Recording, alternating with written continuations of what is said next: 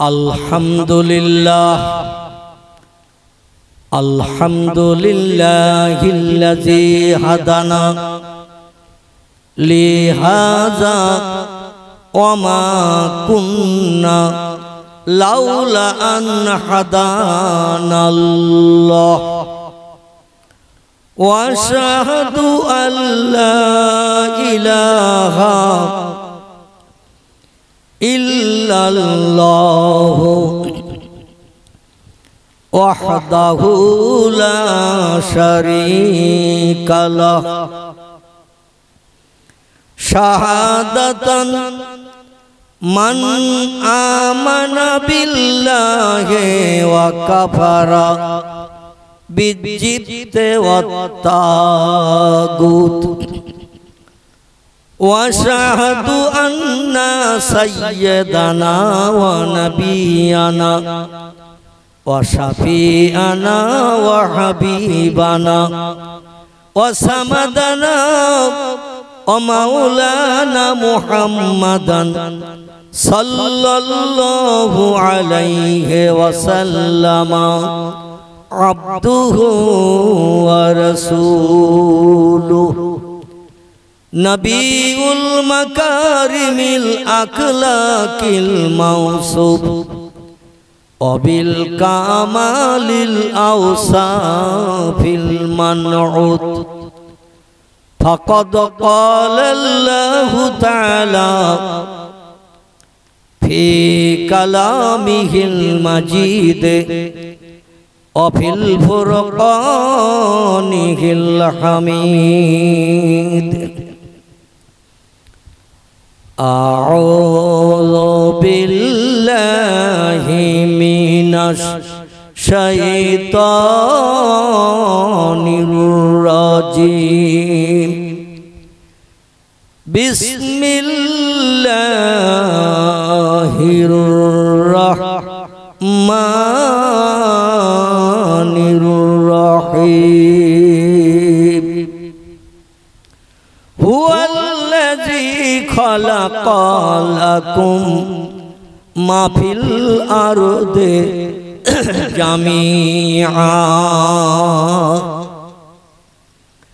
وقال النبي صلى الله عليه وسلم من كان لله كان الله له والآخر كما قال عليه الصلاة والسلام وقال الله تعالى في شان حبيبه إن الله وملائكته يصلون على النبي يا أيها الذين آمنوا صلوا عليه وسلموا تسليما اللهم صل على محبته প্রাণ খুলে গলা ছেড়ে উচ্চ রবে পড়েন মুহাম্মদ ওয়া আলা আলি সাইয়্যিদিনা মাওলানা শিখ ধর্মগুরু লোকটির নাম হলো মিস্টার গুরু নানক যিনি হলেন পাঞ্জাবিদের ধর্মীয় নেতা শিখেদের ধর্মীয় নেতা তিনি একটি তথ্য দিয়েছেন ইতিহাসে আমি সেই তথ্যটি আপনাদের কাছে পরিবেশন না করে পাচ্ছি না নবীর মহব্বতে দরুদ প্রেম মহব্বত ভালোবাসা আজ আমাদের ভিতরে শস্য দানা পরিমাণ নাই বললেই কোনো অত্যুক্তি হবে না হুজুর সামনে বসা আমরা হুজুরের দিকে ফিরিয়ে বসা একটু ঠোঁট না নাড়লে দৃষ্টি কটু খারাপ দেখায় তা একটু ঠোঁট নাড়ি পাশের লোকটা বুঝতে পারে না শুনতে পায় না আমি গুনগুন করে মুখ পোকার মতো কি পড়ছি ঠিক বললাম না ভুল বললাম মৌপকার মতো গুনগুন করে আমি কি বলছি কি পড়ছি পাশের লোকটা বুঝতে পারে না। গুরু নানক বলছেন, সাধু সমাজকারক ব্রাহ্মণ গাজী পীর ও কুতুবগণ অশেষ উপকার করাইতে পারবেন যদি তারা ইসলামের নবীর প্রতি একটু ভক্তি ভরে দরুদ শরীফ পাঠান। জোরে বলুন একটু মারহাবা, আর একটু জোরে বলুন মারহাবা। শিখ ধর্মগুরু পাঞ্জাবিদের ধর্মীয় নেতা তিনি বলেন নাই, সময় সুযোগ হাতে পেলে রামকৃষ্ণ পরমহংস দেবের নামের জপ জিকির করিও, মহাবীরের নামের তসবিহ পড়িও, আচার্য কেশব চন্দ্রের নামের প্রশংসা করিও, রামকৃষ্ণ পরমহংস দেবের নামের গুণকীর্তন করিও, বালক ব্রহ্মচারীর নামের গুণকীর্তন করিও। এ কথা শিখ ধর্মগুরু গুরু নানক বলেন নাই। তিনি বলছেন, সময় সুযোগ যদি হাতে পাও ইসলামের নবী মুহাম্মদ রাসূলুল্লাহর মহব্বতে একটু বেশি বেশি করে দরুদ শরীফ পড়ে নাও। নবীর মহব্বতে দরুদ পড়লে লাভ না লস? একটু জোরে বলে লাভ। কি লাভ? একটু জিজ্ঞাসা করলাম, আপনারা সকলে এক কথায় বললেন লাভ, কিন্তু লাভ শুনে আমি চুপ করে বসে থাকি নাই, আমি উল্টো প্রশ্ন করলাম কি লাভ। আমি দেখলাম আপনারা সব ইতিকাফের নিয়ত করে ফেলেছেন, মানে লাভ কি এটা বলতে চাচ্ছেন না। আমি হাদিস শরীফ থেকে দুটি তথ্য আপনাদের কাছে পরিবেশন করি। নবীর জবানি হাদিস সত্য না মিথ্যা? কথা বলেন। নবীর জবানি হাদিস হলো সত্য। কার নাম বুখারী শরীফ, কার নাম মুসলিম শরীফ, কার নাম তিরমিজি, কার নাম আবু দাউদ, কার নাম ইবনে মাজাহ, কার নাম নাসাই, কার নাম দারমি, কার নাম দারকুতনি, কার নাম বাইহাকি, কার নাম তিবরানি, কার নাম মুওয়াত্তা মালিক, কার নাম মিশকাতুল মাসাবি, কার নাম ইবনে হাব্বান, কার নাম আল হাকিম, কার নাম মুস্তাদরাক, কার নাম আত-তারগিব। এগুলো সব সহিহ হাদিসের কিতাবের নাম। ভরা আছে পয়গম্বরের জবানি লেখনের মাধ্যম দিয়ে কিতাবগুলোর ভিতরে কিছু কম বেশি 3.5 লক্ষের মতো। একটু চিল্লাই বলা যাবে কি সুবহানাল্লাহ? নারায়ে তাকবীর, নারায়ে তাকবীর। কতটা লেখা আছে ভুলে গেছেন? 3.5 লক্ষের মতো বিশ্ব নবীর জবানি লেখকেরা তাদের কিতাবে লিপিবদ্ধ করেছেন। শরীয়তের ফতোয়ার কিতাব, কার নাম হেদায়া, কার নাম শারহে বেকায়া, কার নাম ফতে আলমগীর, কার নাম ফতে মুহিত, কার নাম ফতে জামে সগীর, কার নাম ফতে শামী। বিখ্যাত বিখ্যাত ফতোয়ার কিতাবে লেখকেরা একমত হয়ে লিখেছেন নবী মুহাম্মদ রাসূলুল্লাহ জবানি এই সহিহ হাদিসের কিতাবে 3.5 লক্ষের মতো যত হাদিস লেখকেরা লিখেছেন। একটা হাদিস কোন মানুষ মানতে যদি অস্বীকার করে, আপত্তি দর্শায়, বাদ দাও তো মুহাম্মাদের কথাটা বর্তমান মডার্ন যুগে চলবে না, শিক্ষা যুগে চলবে না। 1450 বছর আগের লোক ছিল মুহাম্মদ, সে যুগে জ্ঞানের আলো ছিল না। এখন মানুষ জ্ঞানের আলো পেয়েছে, মুহাম্মাদের এই কথাটা বর্তমান যুগে প্রযোজ্য হবে না, মানিয়ে নেওয়া যাবে না। এমন মন্তব্য যদি কেউ করে, সব ফতোয়ার কিতাবের লেখকেরা একমত হয়ে লিখেছেন ওই লোকটার মুসলমান থাকবে না, লোকটা কাফের হিসাবে বিবেচিত হবে। কি হবে? নবীর হাদিস যদি কেউ অবিশ্বাস করে, মানতে যদি কেউ আপত্তি দর্শায়।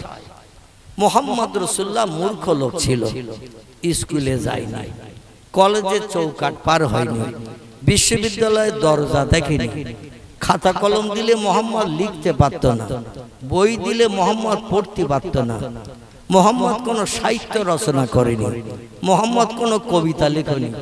কথাগুলো কিন্তু সত্য। মুহাম্মদ কোন স্কুলে পড়েনি, স্কুলের অ্যাটেন্ডেন্সের খাতায় মুহাম্মদের নাম লেখা নাই। আমাদের আপনাদের দেশে প্রাইমারি স্কুল আছে না নাই? প্রাইমারি।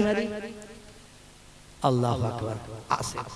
তাই একটু আছে বলতে এত কষ্ট। আমার মনে হচ্ছে আজকে তাবারুক নেই মনে হয়। এই আছে, আমার শোনা হয় না তাবারুক আছে নাকি। তো বাংলা একটা প্রবাদ আছে, লাভে লোহা পাওয়া যায়, বিনা লাভে তুলোর বস্তা কেউ মাথায় নিতে চায় না। তো তাবারুক যখন আছে, আমি কমিটির ছেলেদের বলবো 2 প্যাকেট করে না হয় দেওয়া হবে ইনশাআল্লাহ। তো একটু কথা বললে তো আমার কিছু দিতে সুবিধা হয়। আপনাদের এলাকায় প্রাইমারি স্কুল আছে? আচ্ছা, স্কুলে ছেলে মেয়ে ভর্তি করলে ওদের নাম লেখা হয় না খাতায়, অ্যাটেন্ডেন্সের খাতায়? প্রতিদিন আবার স্কুলে মাস্টার এসে অ্যাটেন্ডেন্সের হাজিরা করায় না? অমুক ইয়েস স্যার, তমুক ইয়েস স্যার, অমুক প্রেজেন্ট স্যার, এ বলে না ছাত্রছাত্রীরা? আচ্ছা, যখন বলে ও বসে বসে বলে না, দাঁড়িয়ে দাঁড়িয়ে বলে? সম্মান মর্যাদা শিক্ষকের দিয়ে দাঁড়িয়ে বলে প্রেজেন্ট স্যার, ইয়েস স্যার, আমি হাজির, এ বলে না? বলে না? বলে। তো স্কুলের খাতায় প্রত্যেকটা ছেলে মেয়ের নাম লেখা থাকে, দৈনন্দিন কে আসছে কে আসছে না, এগুলো প্রেজেন্টের খাতা দেখলে পাওয়া যায়। খোদার কসম, পয়গম্বর মুহাম্মদ রাসূলুল্লাহ কোন মক্কা মুকাররমার স্কুলে পড়েননি, কোন স্কুলে অ্যাটেন্ডেন্সের খাতার নাম লেখা হয়নি। এই জন্য কিছু মূর্খ, অশিক্ষিত, অজ্ঞ, তারা বলছে মোহাম্মদ জীবনী স্কুলে যায়নি। কথাটা বাস্তব সত্য, আমিও মেনে নিচ্ছি, স্কুলে যায়নি। স্কুলের খাতায় মোহাম্মদের নাম লেখা নাই। মোহাম্মদ হাই স্কুলে যায়নি, হাই স্কুলের পরে কলেজ আছে না, কলেজেও যায়নি। কলেজের পাশ করলে এবার কোথায় পড়তে যায়? ইউনিভার্সিটি, ইংরেজি নাম, বাংলা নাম হলো বিশ্ববিদ্যালয়, ঠিক তো নাকি? বিশ্ববিদ্যালয়ে চলে যায় পড়তে। আল্লাহ রাসূল প্রাইমারিতেও যায়নি, হাই স্কুলেও যায়নি, কলেজেও যায়নি, বিশ্ববিদ্যালয়ের দরজাও পর্যন্ত দেখেনি। নবী মুহাম্মদ রাসূলুল্লাহ খাতা কলম দিলে নাম লিখতে পারত না, বই দিলে আল্লাহ নবী পড়তেও পারত না। নবী কোনো সাহিত্য রচনা করেনি, নবী কোনো কবিতা লিখেনি। যেমন আমাদের ভারতবর্ষে রবীন্দ্রনাথ ঠাকুর অনেক কবিতা লিখেছে না, কাজী নজরুল ইসলাম লিখেছে না, মাইকেল মধুসূদন দত্ত লিখেছে না? ওর বাড়ি বাংলাদেশে। কোথায় বলে বললাম? বাংলাদেশে। আমি তার বাড়ির সামনে ওয়াজ করে এসেছি, অদম আমি একেবারে তার বাড়ির সামনে, বড় ফাঁকা জায়গায় স্টেজ বানানো আছে, সেখানে আমি তার বাড়ির সামনে ওয়াজ করেছি আমার ভাইরা। তো যাই হোক, কপোতাক্ষ নদীর একেবারে পাশে, কপোতাক্ষ নদী বলে বাংলাদেশে আছে একটা নদী, সেই নদী দেখেই উনি কবিতা লিখেছিলেন, কপোতাক্ষ নদী। যাই হোক, আমি ওদিকে যেতে গেলে আমার মূল বক্তব্যে পৌঁছানো যাবে না। যেটা বলতে চাচ্ছি সেটা হলো এই, আল্লাহ পয়গম্বর কোনো কবিতা নজরুল ইসলামের মতো লেখেনি, রবীন্দ্রনাথের মতো লেখেনি, বা আরো যত কবি সাহিত্যিক আছে তাদের মতো সাহিত্য রচনা করিনি, কবিতা লেখেনি। এখন এবার আমি আপনাদের কাছে জিজ্ঞাসা করি, দেশে যারা স্কুলে যায়নি, পড়াশোনা করিনি, এদের আমরা শিক্ষিত বলি না মূর্খ বলি? সবাই একমত না দ্বিমত? একমত। কারণ যারা নাম লিখতে পারে না, বই দিলে পড়তে পারে না, স্কুলে অ ক খ পড়তে পারেনি, এদের আমরা কি বলি? মূর্খ বলি। এখন মুহাম্মদ রাসূলুল্লাহকে আমাদের দেশের মানুষ স্কুলে যায়নি, নাম লিখতে পারে না, ক খ পড়েনি, হাই স্কুলে যায়নি, কলেজে যায়নি, বিশ্ববিদ্যালয়ের দরজায় দেখেনি, তাই বলে আমরা যদি তাদের মূর্খ বলি, আল্লাহর পয়গম্বর কি মূর্খ বলা যাবে? যাবে? আরে আল্লাহ নবী বলছেন, ইন্নামা বুইস্তু মুআল্লিমান। ও পৃথিবীর মানুষ, তোমরা শুনে নাও, আমি মুহাম্মদ স্কুলে যাই নাই, কলেজ চোখে দেখি নাই, বিশ্ববিদ্যালয়ের দরজার চৌকাঠ টপকাই নাই, খাতা কলম দিলে আমি লিখতে পারতাম না, বই দিলে পড়তে পারতাম না, কোন সাহিত্য আমি রচনা করিনি, আমি কোন কবিতা লিখিনি, তাই বলে আমাকে যেন তোমরা মূর্খ বলিও না। ইন্নামা বুইস্তু মুআল্লিমান। আল্লাহ পাক আমাকে तमाम বিশ্ববাসীর শিক্ষক করে, টিচার করে, প্রফেসর করে, অধ্যাপক অধ্যক্ষ করে এই বিশ্ব মাজারে আমারে পাঠিয়ে দিয়েছেন। আমার মতো জ্ঞান অতীতে কারো ছিল না এবং ভবিষ্যতেও হবে না। একটু চিল্লায়ে বলুন সুবহানাল্লাহ। আচ্ছা, এই যুগে শিক্ষিতরা এই কথাটা কি মানবে? মানবে? কিছু সময়ের জন্য মানবে না। কারণ যে লোকটা নাম লিখতে পারে না, বই দিলে পড়তে পারে না, স্কুল কলেজে পড়েনি, অ্যাটেন্ডেন্সের খাতায় নাম লেখা নেই, সেই লোকটা বলছে আমি তামাম বিশ্ববাসীর শিক্ষক, তামাম পৃথিবীর মানুষের টিচার, আমি অধ্যাপক, অধ্যক্ষ। এটা তো আমাদের পক্ষে মেনে নেওয়া সম্ভব নয়। এখন এটা যাচাই করতে গেলে কি করতে হবে? কথা বলে, আপনি একটু কথা বললে আমি কিছু তথ্য দিতে সুবিধা পাবো। আলহামদুলিল্লাহ, এরকম একটু কথা বলবেন।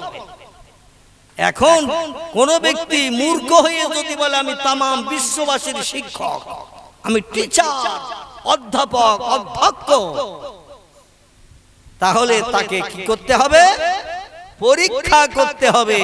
তুমি কেমন বিশ্ববাসীর কাছে সেরা জ্ঞানী, সেরা শিক্ষক, তোমার মতো জ্ঞান আর কারো মগজে ব্রেনে নাই, এসো আমাদের সামনে পরীক্ষায় বসো। ঠিক না ভুল? কি ঠিক না ভুল? ঠিক। আল্লাহ নবী মক্কাবাসীদের ডেকে বললেন, মক্কাবাসীরা, আমাকে তোমরা বাপ খেগো কেন বলো? খুব ভালো করে শোনেন, আমাকে তোমরা বাপ খেগো কেন বলো? ওরা যে মোহাম্মদ জন্মের আগে তুমি বাপ হারিয়েছ, যে বাপের চেহারা দেখেনি, বাপকে জন্মের পরে দেখতে পাইনি, সে বাপ খেগো ছাড়া আর কি? নবী বলছেন, মেনে নিলাম, আমি জন্মের 6 মাস আগে বাপ হারাইতে হয়েছি মায়ের পেটে থাকতে, এজন্য বাপের চেহারা দেখতে পাইনি জন্মের পর, এজন্য আমারে তোমরা বাপ খেগো বলো, আমি কিছু সময়ের জন্য মেনে নিলাম। এ মক্কাবাসী, আবু জেহেল, আবু লাহাব, উমাইয়া বিন খালদ, সুফিয়ান ইবনে খালিদ হারবি, উতবা, উতাইবিয়া, শাইবা, ইকরাম, আবু সুফিয়ান, এ নাজ্জারের দল, আমারে মা হারা এতিম কেন বলো? মা খেগো কেন বলো? ওয়ালে মুহাম্মদ জন্মের 3 দিন মতান্তরে 8 দিন পরে এই মক্কা মুকাররমা মাতৃভূমি পরিত্যাগ করে 100 মাইল দূর এই মক্কা মুকাররমা থেকে দক্ষিণ পূর্ব দিকে একটি দেশ আছে, দেশটির নাম হলো তায়েফ। কি নাম? তায়েফ। তায়েফ, ওই দেশে তুমি লালিত পালিত হওয়ার জন্য গিয়েছিলে হালিমার বাড়ি। খুব সংক্ষেপ করে বলছি, হালিমার বাড়ি তুমি লালিত পালিত হতে গিয়েছিলে। মক্কা মুকাররমার নিয়ম ছিল তখন ওই রকম। তায়েফের দেশের মানুষের ভাষা ছিল ভালো, শিক্ষার জ্ঞান ছিল তাদের ভালো। আমাদের দেশে গেয় ভাষা চলে, শহর এলাকায় দেখবেন সাধু ভাষা চলে। গেয় ভাষা আমরা মাঝে মাঝে বলি আঙ্গা বাড়ি যাবি, সাধু ভাষায় বলে আমাদের বাড়ি যাবেন। আমরা গেয় ভাষায় বলি তুই আয়, সাধু ভাষায় বলে আপনি আসেন। আসেন না? দেখো, মক্কা মুকাররমার মানুষদের শিক্ষা দীক্ষা ছিল না, গেয় ভাষা ছিল। তায়েফের দেশের মানুষের ভাষা ছিল মধুর ভাষা, শিক্ষিত ভাষা। তা মক্কা মুকাররমায় ছেলে জন্ম নিলে তাদের পাঠিয়ে দেয়া হতো তায়েফের দেশে ভালো ভাষা শিক্ষার জন্য। আমাদের বাড়ি আসবেন, আমাদের বাড়ি যাবেন, আপনি আমার সঙ্গে আসেন। এইরকম ভালো ভালো কথা যদি কোনো বাচ্চা বলে, শুনতে ভালো লাগে না খারাপ লাগে? ভালো লাগে। দেখবেন শুনলে কলিজা ঠান্ডা হয়ে যায়, এত সুন্দর মধুর ভাষা ছেলেটার। আপনি আমাদের বাড়ি আসেন, কোনো বাচ্চা যদি এইভাবে ডাকে, লোকটার 1000 কাজ থাকলেও বলে চল বাবা ঘুরিয়ে আসে, বলে না? বলে না? এই জন্য মেয়েদের বিদেশে পাঠানো হতো না। তার কারণ ছিল মক্কা মুকাররমা নবীজির জন্মগ্রহণের সময় অন্ধকারাচ্ছন্ন যুগ, অমাবস্যার অন্ধকারাচ্ছন্ন যুগ। যেদিন আকাশে টোটাল সন্ধ্যা থেকে নিয়ে ভোর পর্যন্ত চাঁদ ওঠে না, এই রাতটারে কি রাত বলে? আর জানলেও বলেন, না জানলেও বলেন। যেদিন সন্ধ্যা থেকে নিয়ে ভোর পর্যন্ত আকাশে চাঁদ ওঠে না, সারা রাত আঁধার, এই রাতটার কি বলা হয়? আমাবস্যা বা অমাবস্যা। এত দেরি হলো বলতে, এই অমাবস্যা বা আমাবস্যা আমরা যেটা বলি, সারা রাত আকাশে চাঁদ দেখতে পাওয়া যায় না। অন্য দিনের তুলনায় ওদিনের রাতের ঘুটঘুটে অন্ধকারটা বেশি থাকে না কম থাকে? বেশি থাকে। আলহামদুলিল্লাহ, এই রকম অন্ধকারাচ্ছন্ন যুগ ছিল মক্কা মুকাররমা। দিনের বেলাও মানুষেরা মারে চিনত না, বোনরে চিনত না, খালারে চিনত না, নানিরে চিনত না, দাদিরে চিনত না। এখন যেমন চেনে না হাঁস, মুরগি, গরু, ছাগল, ইঁদুর, কুকুর, বিড়াল, এখনো যেমন চেনে না হাঁস, মুরগি, ইঁদুর, কুকুর, বিড়াল, গরু, ছাগল। ওরা মায়ের সঙ্গে ছেলে ব্যভিচার করে না, বোনের সঙ্গে ব্যভিচার করে না, নানিরে পেলে ছাড়ে না। কথাটা ঠিক বললাম না ভুল বললাম? তাই দিন হোক বা রাত হোক, যখন তখন যে কোনো পুরুষ পশু, হাঁস, মুরগি থেকে শুরু করে গরু, ছাগল, এইভাবে যত জীবজন্তু আছে, নারী পশু পেলে পুরুষ পশু জীবন যৌবনের ক্ষুধা নিবৃত্তির জন্য তারে অ্যাটাক করে না। কথা বলে এখনো করে না? করে। ওই যুগটা ছিল মানুষের জন্য এই রকম যুগ। বর্তমানে একবিংশ শতাব্দীর যুগ, যেমন গরু, ছাগল, হাঁস, মুরগি, ইঁদুর, কুকুর, বিড়ালের জন্য কোন ধর্মের বিধান নাই যে যারে পায় তারে নিয়ে আনন্দ ফুর্তি করে জীবনের কলিজার সব শখ শান্তি মিটায়। এখান থেকে 1450 বছর আগে মক্কা মুকাররমায় মানুষের চরিত্র ছিল কিবা রাত কিবা দিন। নজরে যদি কোনো নারী পছন্দ হতো, ও মা, খালা, নানি, দাদি, ফুপু কোনো জাত বিচার করতো না। জীবন যৌবনের ক্ষুধা তার মাধ্যম দিয়ে নিবৃত্তি করত। অপরের স্ত্রী নিজের স্ত্রী। জোরে বলুন একটু নাউজুবিল্লাহ। এই অন্ধকারাচ্ছন্ন যুগ তখন চলছে। সেই সময় পয়গম্বর মুহাম্মদ রাসূলুল্লাহ সাল্লাল্লাহু আলাইহি ওয়াসাল্লামকে পৃথিবীর সবথেকে ঘন ঘটা অন্ধকারাচ্ছন্ন জায়গা ছিল মক্কা মুকাররমা। যদিও পৃথিবীতে বর্তমানে 256টার মতো দেশ আছে। কটা বললাম? বর্তমান পৃথিবীতে দেশের সংখ্যা হলো 256টা। গুগল সার্চ করবে, তথ্য পেয়ে যাবেন। আগে ছিল 228। কটা বললাম? কিছুদিন আগে ছিল 228। বর্তমান এক একটা দেশ আর একটা দেশের উপরে আক্রমণ করে, যুদ্ধ করে, সে দেশগুলো হাতাই করায়ত্ত করে নিয়ে নতুন নতুন নামকরণ করে দিয়ে দেশের সংখ্যা বাড়িয়েছে 256। এই 256টা দেশ তামাম পৃথিবীতে বর্তমান বিদ্যমান। মানুষ বাস করছে 850 কোটির মতো। কত বললাম? 850 কোটির মতো মানুষ পৃথিবীতে বাস করছে। এই 850 কোটি মানুষ যত দেশে বাস করছে, এই সমস্ত দেশের ভিতরে সব থেকে অন্ধকারাচ্ছন্ন খারাপ দেশ, একেবারে চরিত্রহীনতার দেশ ছিল মক্কা মুকাররমা।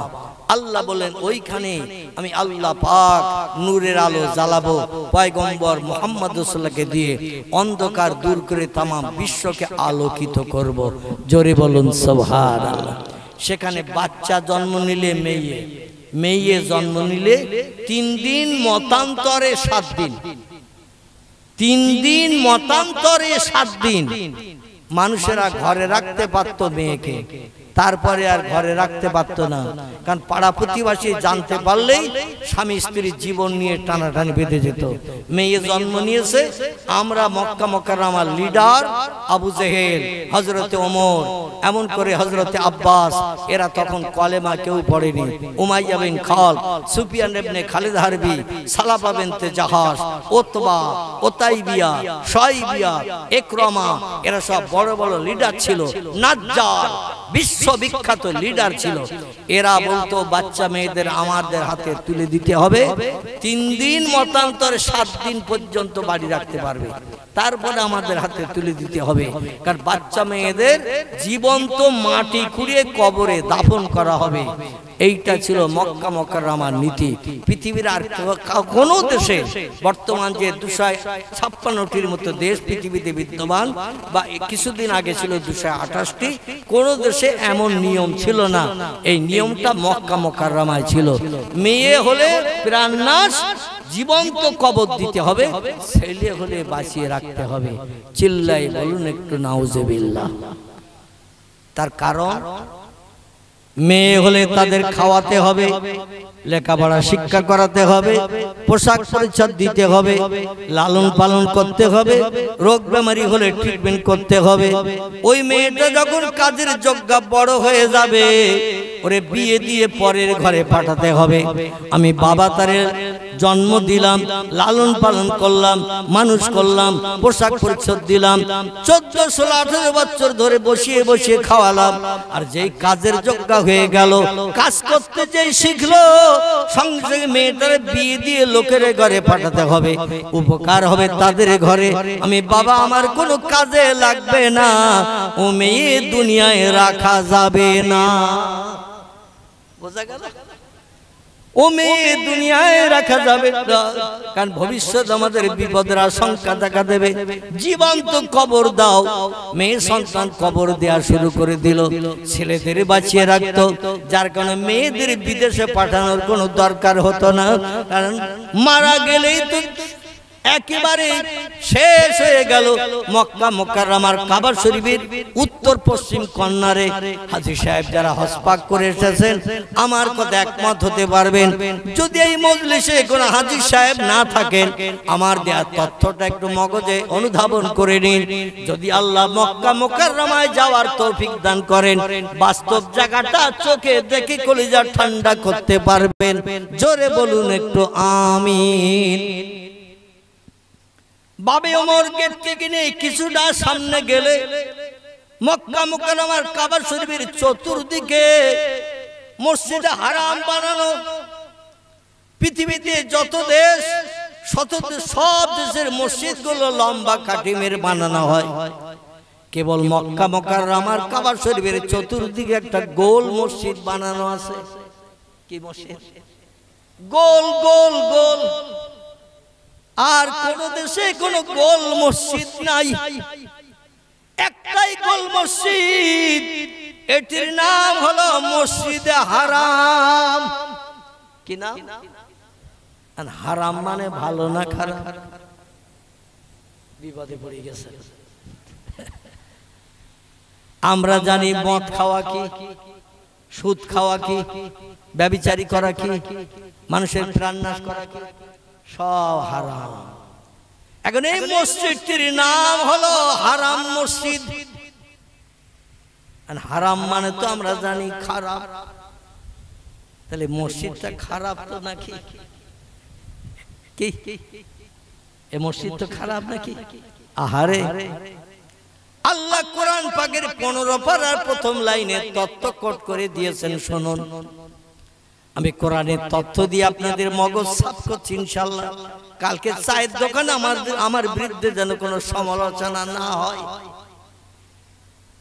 হুজুর বলে গেল হারাম মানে খারাপ, এই জন্য মদ খাওয়া হারাম, সুদ খাওয়া হারাম, ব্যভিচারী করা হারাম, মানুষের প্রাণ নাশ করা হারাম, গরিব এতিমের হক ফাঁকি দিয়ে খাওয়া হারাম। সবগুলো যখন হারাম, একটা মসজিদ আছে পৃথিবীতে, মসজিদের নাম মসজিদে হারাম, তাহলে মসজিদটাও খারাপ মসজিদ? না না না, আল্লাহ কোরআনের 15 পারায় তত্ত্ব কোট করে দিয়ে আমাদের মগজ সাফ করে দিয়েছেন। জোরে বলুন একটু সুবহানাল্লাহ। বিসমিল্লাহির রহমানির রহিম। সুবহানাল্লাযী আসরা বিআবদিহি লাইলাম মিনাল মাসজিদিল হারামে ইলাল মাসজিদিল আকসা। একটু চিল্লায়ে বলুন আল্লাহু আকবার, আর একটু জোরে বলুন আল্লাহু আকবার। আল্লাহ কোরআনের 15 পারার প্রথম লাইনে দুটি মসজিদের নামকরণ করেছেন পরস্পর। কটি? দুইটি মসজিদের নামকরণ করেছেন পরস্পর। একটি মসজিদের নাম ইলাল মসজিদুল হারাম। আল্লাহ পাক বলছেন, এ পৃথিবীর মানুষ তোমরা শোনো, আমি কোরআনের 15 পারার প্রথম লাইনে ঘোষণা করলাম সুবহানাল্লাযী আসরা, আমি সেই মহান পবিত্র সত্তা, মহান পবিত্র আল্লাহ। আমি খাই না, ঘুমাই না, পেশাব করি না, পায়খানা করি না, স্বামী স্ত্রী মিলন করি না, আমার দেহ কোনোদিন নাপাকি হয় না, আমার দেহ ফ্র্যাকচার হয় না। মানুষের দেহ থেকে যদি রক্ত বার হয়, দেহটা পাক থাকবে না নাপাক হবে? শরীয়তের ফতোয়া, দেহ যদি কেটে যায়, ফ্র্যাকচার হয়ে যায়, রক্ত বার হয়, দেহ কিন্তু নাপাক হয়ে যাবে, পাক করার জন্য আবার ওযু করতে হবে, ঠিক কি না? আল্লাহ বলছেন আমার দেহ কোনোদিন নাপাক হয় না। আমি অতীতে ছিলাম পবিত্র, বর্তমানে আছি পবিত্র, ভবিষ্যতেও থাকবো পবিত্র। আমি জীবনে কোনদিন নাপাকি হইনি এবং হব না। সেই পবিত্র আল্লাহ আমি বলছি আসরা আমি ভ্রমণ করিয়েছিলাম আমার একজন প্রেমিক বান্দাকে, বিআবদিহি আমার বান্দাদের ভিতরে একজন প্রেমিক বান্দা যার নাম হলো সাইয়্যিদুল আম্বিয়া রাহমাতাল লিল আলামিন খাতামান নবিয়্যিন শাফিয়াল মুজনাবিন রাহিতুল আশিকিন মুরাদুল মুশতাকিন সিরাজুস সালিকিন মিসবাহুল মুকাররাবিন জাদ্দুল হাসান আল হুসাইন আবুল কাসিম, যার মধুর নাম আল্লাহ কোরআনে কোট করেছেন ওমা মুহাম্মাদুন ইল্লা রাসূলুন কদ খালাত মিন ক্বাবলিহির রাসূল। জোরে বলুন একটু আল্লাহু আকবার। আল্লাহ বলছেন বিশ্ববাসী তোমরা শুনে নাও, আমি মুহাম্মদ নামধারী একজন ব্যক্তিকে প্রফেট করে, রসুল করে, মহামানব করে, মেসেঞ্জার করে, পথ প্রদর্শক করে, বার্তা বাহক করে, কিয়ামত পর্যন্ত বিশ্ববাসীর কল্যাণের দায়িত্ব দিয়ে নেতা করে পৃথিবীতে পাঠিয়েছি। তার নাম দিয়েছি মুহাম্মাদুর রাসূলুল্লাহ। আমার ওই বান্দাই হলো সমস্ত বান্দার ভিতরে সেরা পবিত্র বান্দা। ওই বান্দার সমতুল্য কিয়ামত অবধি পৃথিবীতে আর কোন বাপের বেটা হয়নি এবং হবেও না। সেই বান্দাকে আমি রাতের বেলা ভ্রমণ করিয়েছিলাম মিনাল মসজিদুল হারাম, মক্কার হারাম মসজিদ থেকে এলাল মসজিদুল আকসা। আর একটা মসজিদের নাম আল্লাহ করেছেন, একটা মসজিদের নাম মসজিদে হারাম, একটা মসজিদের নাম মসজিদুল আকসা। এই মসজিদুল আকসাকে বলা হয় বাইতুল মুকাদ্দাস। কি নাম বলা হয়? এই মসজিদকে বলা হয় বাইতুল মুকাদ্দাস। আছে কোথায়? মসজিদ হারাম আছে কোথায়? মসজিদ হারাম মক্কা মুকাররমায়, মক্কা মুকাররমায় আছে মসজিদে হারাম। আর বাইতুল মুকাদ্দাস কোথায় আছে? আলহামদুলিল্লাহ, দেশটির নাম হলো সিরিয়া। এই সিরিয়ার দেশের একটি জায়গাটির নাম হলো প্যালেস্টাইন। কি নাম? বর্তমান নাম হলো ফিলিস্তিন, পূর্ব নাম ছিল প্যালেস্টাইন। এই প্যালেস্টাইনের ফিলিস্তিনে আল্লাহ পাক রব্বুল আলামিন পয়গম্বর দাউদ নবীর মাধ্যম দিয়ে একটি মসজিদের ভিত গেড়েছিলেন। কার দ্বারা? দাউদ নবীর মাধ্যম দিয়ে আল্লাহ একটা মসজিদের ভিত গেড়েছিলেন। ভিত গাড়ার পরে পয়গম্বরের ইন্তেকাল হয়ে গেল, ভিত গাড়া মসজিদ পড়ে রইল। দাউদ নবীর বেটা ছিল 12 থেকে 15টা। কটা বললাম? বর্ণনাকারীরা তাফসীরের কিতাবে লিখেছেন, কোনবা তাফসীরের কিতাবের নাম তাফসীরে রুহুল বায়ান, কোনবা তাফসীরের নাম তাফসীরে মাওজিহুল কোরআন, কোনবা তাফসীরের নাম তাফসীরে বায়ানুল কোরআন, কোনবা তাফসীরের নাম তাফসীরে বাইজাবি, কোনবা তাফসীরের নাম তাফসীরে কাশাফ, এমন করে কোনবা তাফসীরের নাম তাফসীরে জালালাইন, কোনবা তাফসীরের নাম এমন করে বিখ্যাত বিখ্যাত তফসিরে এমন করে কুরতুবী, বিখ্যাত বিখ্যাত তফসির। এই তফসিরে কিতাবে লেখকেরা লিখেছেন, কেউ লিখেছেন 12টি, কেউ লিখেছেন 15টি। একমত তফসির কারকেরা হননি। এই জন্য আমরা দাউদ নবীর বেটা সংখ্যা যখন বলবো 12 মতান্তরে 15 বলবো, ঠিক আছে? তাহলে আমাদের আর কোনো তত্ত্বের ভিতরে ভুল আসবে। 12 থেকে 15টি সন্তানের ভিতরে সব থেকে কনিষ্ঠ ছেলে ছিলেন যিনি, তার নাম কি? তার নাম আলহামদুলিল্লাহ। আপনাদের মগজে কিছু মাল আছে, কিন্তু আসলে আপনারা মালগুলো ব্যবহার করছেন না। ওয়াজ নসিহত শুনে শুনে বইপত্র পড়ে পড়ে কিছু মগজে জ্ঞান আল্লাহ ঢুকিয়েছে, কিন্তু আসলে বসে বসে ওয়াজ শোনা একটা অভ্যাস হয়ে গেছে আমাদের দেশে। আমি গত বৈশাখ মাসের 20 তারিখে 4 বছর পরে বাংলাদেশে গেছিলাম। এবছর এই যে বৈশাখ মাস গেল না, 4 বছর কোথাও যেতে পারিনি। কারণ আপনারা কম বেশি জানেন আমি খুব কঠিন রোগে আক্রান্ত হয়েছিলাম। আমার বর্তমান পেটের 2টো কিডনি ড্যামেজ। আপনাদের প্রত্যেকের পেটে কিডনি 2টি করে আছে, এটা আল্লাহর অনুদান। একটা থাকলেই যথেষ্ট, কিন্তু আল্লাহ দেশে 2টো কেন বলেন তো? কি একটা থাকলে যথেষ্ট? যদি বলেন হুজুর কেন যথেষ্ট, আমার তো একটা, আমার এখন পেটে কিডনি একটা, আপনাদের সবার পেটে 2টো। কিন্তু আপনারা যেমন মানুষ, আমি একটা কিডনিওয়ালা তেমন মানুষ। আমি কথাবার্তা বলছি, এর থেকে আপনারা বুঝতে পারছেন আমার কোনো অসুবিধা হচ্ছে? আমি তো নিজেও বুঝতে পারছি। খাওয়া দাওয়া, ওঠা বসা, চাল চলন সব আপনাদের 2টো কিডনিওয়ালার মতো আমি, শুধু আমার শারীরিক একটু দুর্বলতা আছে। মানে আগে যে শক্তি ক্ষমতা আল্লাহ দিয়েছিলেন, সেই শক্তি ক্ষমতাটা অপারেশনের পরে আর আমি ততটা এখনো পেয়ে উঠিনি। হাঁটা চলা করতে গেলে আমার এখনো গা টলে, মানে একটু সাপোর্ট ধরলে ভালো হয়। আর রাতের বেলা সুগার রোগে আক্রান্ত হওয়ার কারণে এখনো 300, 350, 400। এই গত 3 দিন আগে সুগার চেক করেছি, 539 হয়ে গেছে। কত বললাম? 539। সকালবেলা টেস্ট করেছি 539। আমি তো হা করে পড়েছি, আমার স্ত্রী হা করে বলতে এত কেন? আমরা কিসে কি হয়েছে তা তো বুঝিনি। আসলে একটু টেনশন করলে, ঘুম টুম কম হলে এই সুগার বেড়ে যায়। একটু টেনশন করলে, ঘুম টুম কম হলে, আবার খাওয়া দাওয়া ডাক্তারের নির্দেশে যেগুলো খেতে হবে, তাছাড়া অন্য যদি রসগোল্লা 11টা খাই, বুঝতে পারছেন তো, চিনি যদি 1 বাটি খাই, তো সুগার সুপ করে থাকবে? ও লাফিয়ে লাফিয়ে চিংড়ি মাছের মতন লাফিয়ে লাফিয়ে বাড়বে। তো যাই হোক, আবার ইনসুলিন দিলাম, দিয়ে সকালে দুপুরে রাত্রিতে দিলাম, দিয়ে পরের দিন চেক করলাম 150 কমে গেছে, একটু স্বস্তি পেলাম।